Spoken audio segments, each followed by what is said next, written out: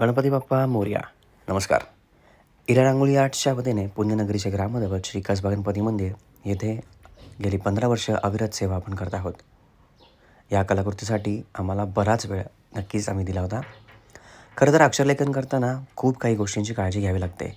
पहिल्यांदा ज्या ठिकाणी तुम्हाला अक्षरलेखन करायचं आहे त्याच्यापेक्षा जास्त अंतरावरती तुम्हाला रंगसंगती करायची असते.